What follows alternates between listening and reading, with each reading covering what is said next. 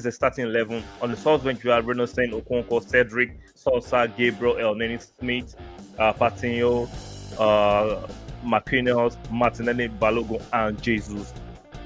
So we started with a relatively young side, and some of the players we're expecting to depart in the near future.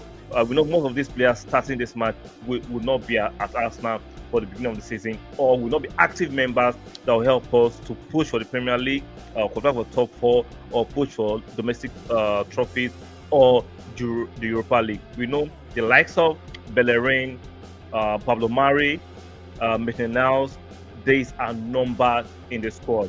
So let's look at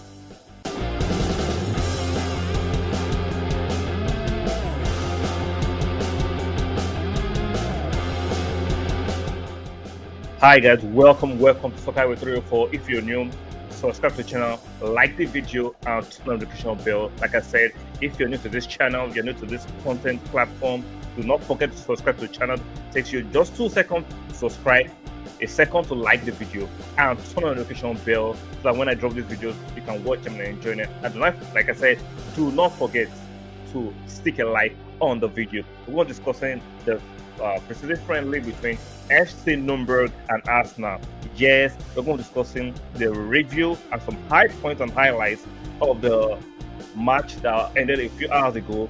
FC NURNBERG versus Arsenal, a preseason friendly. Very, very interesting friendly. Preseason is for the players to get back to their sharpness and fitness. It's not necessarily a very competitive game, but in some sense, you have to call it a match for the players to get back their mojo, get back their groove, even though we know all the players, all the first team players are not yet in Germany. Hopefully they will join up in America, but for now we had a few of them with a mixed bag of the young players. So it was a decent game. So let's go into the highlights and discuss some of the high points, sometimes the low points of the match. We know let's look at the team news first, the starting 11 first. Let's look at that quickly. Give me a minute. Sorry about that. Give me a minute. La la la la la la la la la. Let's do this.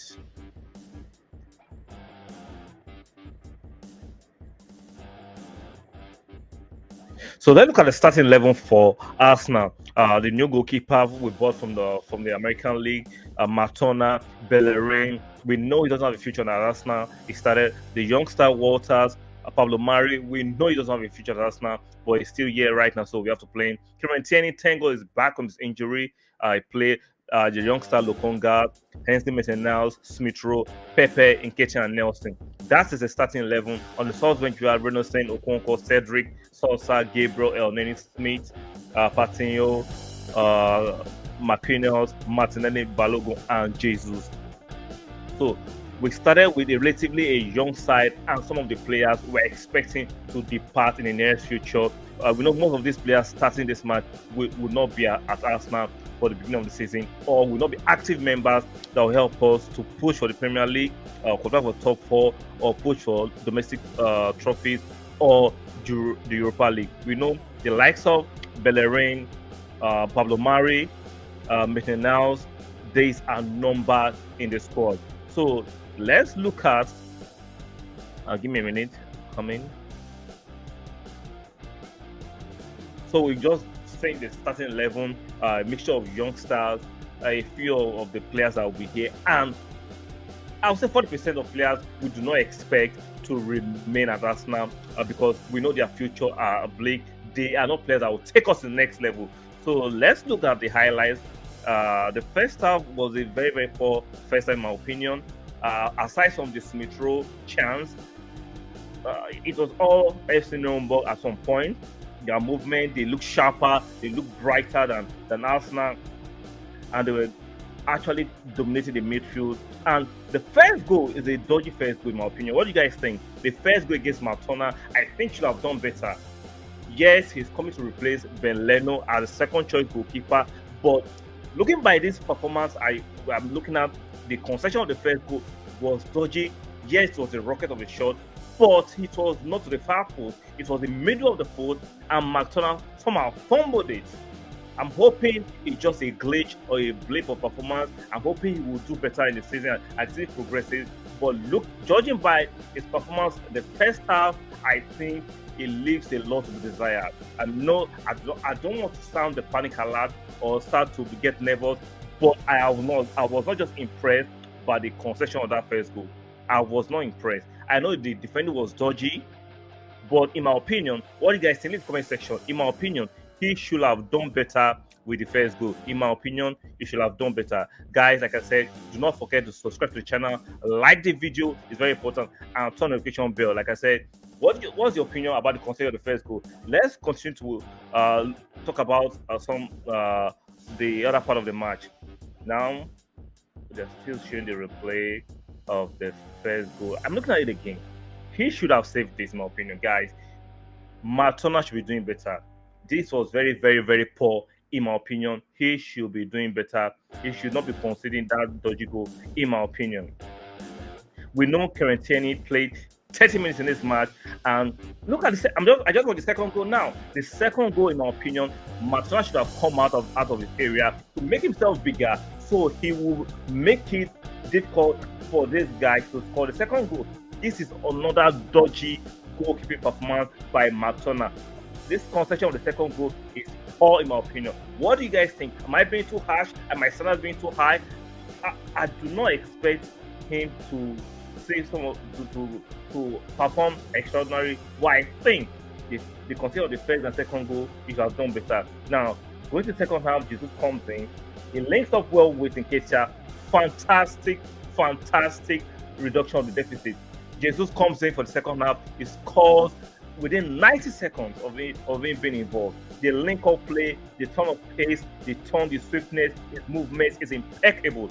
Jesus is on that level. He just shows us what we've been missing. We know we had Lacazette and Aubameyang last season, but unfortunately, both of them were poor throughout the season. But Jesus just brought his energy, enthusiasm, and agility to the fore.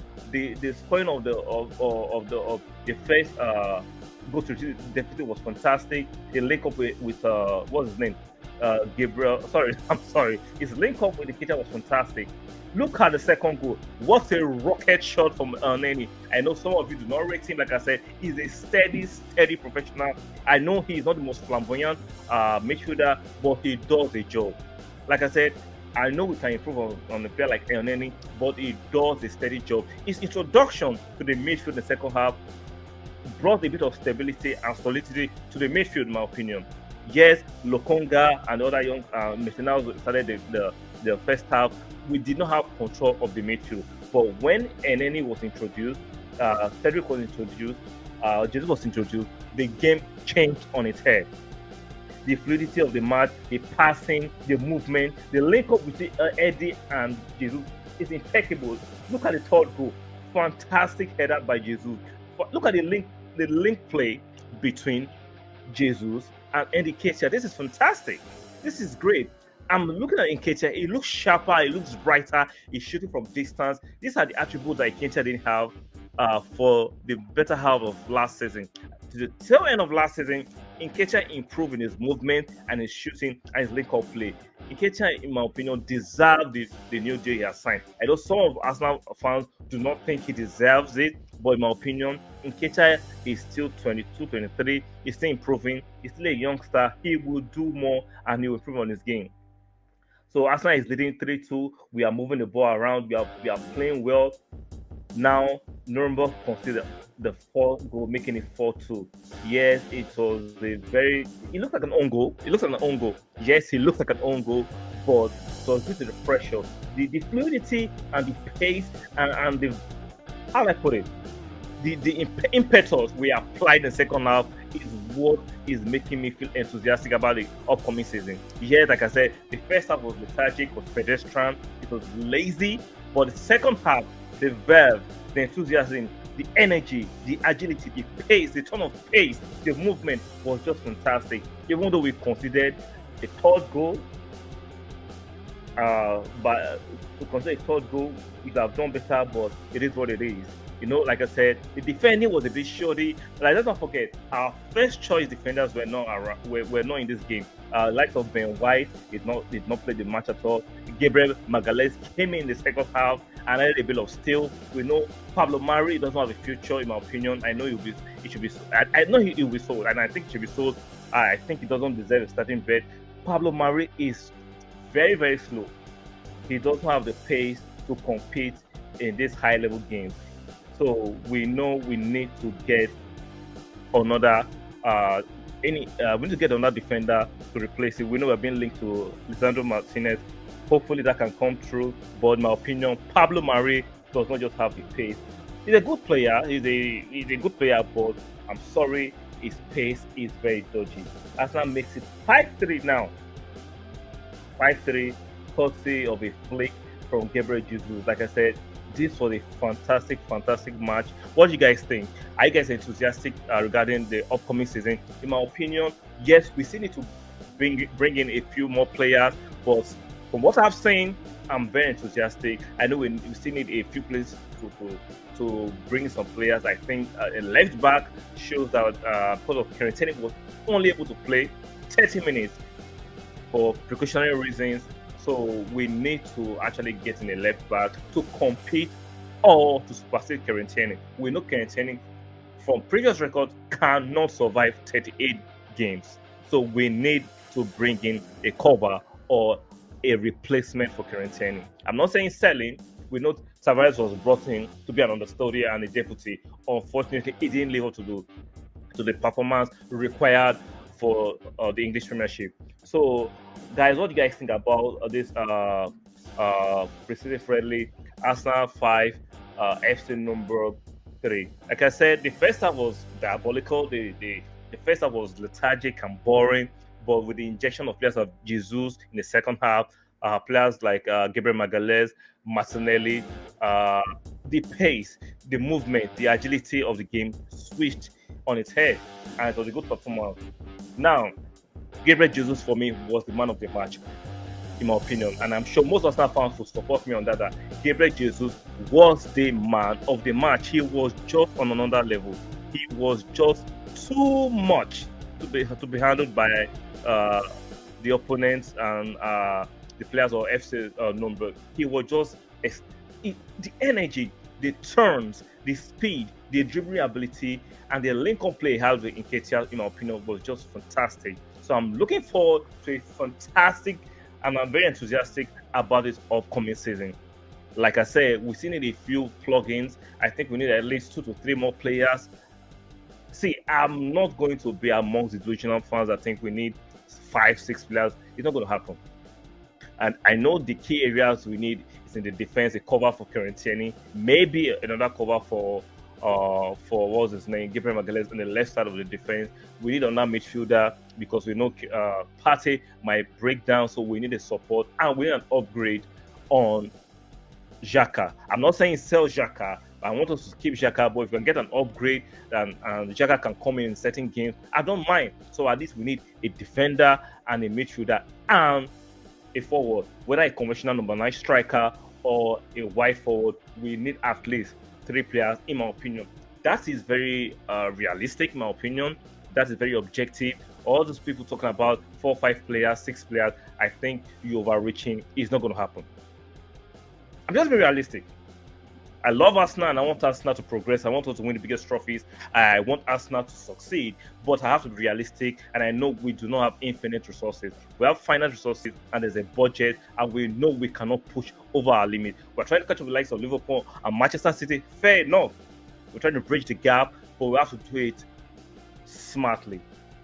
We have to do it smartly. Guys, what do you think about this friendly? Do you think it was a decent friendly? Do you think the players like Gabriel Jesus are going to give us the needed impetus to bridge the gap between us and the likes of Spurs, Liverpool, Manchester City, or do you disagree? Do you agree with me that I need 3 players to actually push us? 3, in my opinion, we need 3 quality players. I don't go by numbers. I prefer us getting 3 quality players than getting 5, 6 players that will just make up the numbers. I respect the sports transfer window. I know the mainstream media are pushing that they have a successful transfer window. I bet you disagree. I'll make a video regarding that. Watch out for that guy, for that video. Guys, do do not forget to subscribe to the channel, like the video, and turn on notification bell. Like I said, if you disagree with my opinion on what I've made in this content, leave it respectfully in the comment section. Guys, like I said, do not forget to like the video, subscribe to the channel, and I will see you guys on the next one. Stop that.